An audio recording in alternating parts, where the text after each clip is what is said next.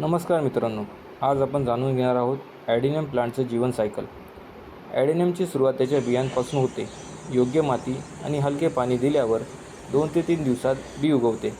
नंतर छोटे रोप तयार होते आणि हळूहळू खोड जाड होत जाते. योग्य प्रमाणात पाणी आणि भरपूर सूर्यप्रकाश मिळाला की ह्याची वाढ छान होते. साधारणतः बी रुजल्यापासून 8 महिने ते 2 वर्ष इतका काळ फर्स्ट फ्लॉवरिंग यायला लागू शकतो.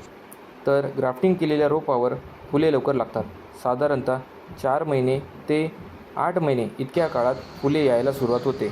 योग्य प्रकारे निगा राखल्यास हे झाड वर्षानुवर्षे सुंदर दिसते. ॲडेनियमचा फुले येण्याचा काळ जर बघितला तर पावसाळा सोडला तर सगळ्या ऋतूत ॲडेनियमला फुले येतात. पण फेब्रुवारी ते जून हा ॲडेनियमचा बेस्ट फ्लॉवरिंग सीझन मानला जातो.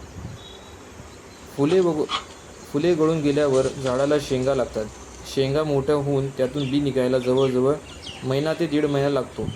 मग त्या बियांपासून तुम्ही पुन्हा नवीन रोप बनवू शकता. आता ॲडेनियमची काळजी कशी घ्यावी हे पाहूया. विशेष म्हणजे ॲडेनियमला कुठल्याही प्रकारचे फर्टिलायझरची सहसा गरज पडत नाही. फक्त पाण्याचे योग्य नियोजन आणि भरपूर सूर्यप्रकाश हवा. पावसाळा सोडला तर बाकी पूर्ण वर्षभर या झाडाची काळजी घेण्याची गरजच लागत नाही.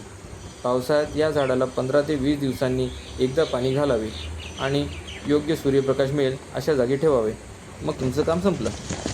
तुम्हाला ही माहिती कशी वाटली हे आम्हाला नक्की सांगा. आमचं कंटेंट आवडलं असेल तर लाईक, शेअर आणि सबस्क्राईब करा. थँक्यू.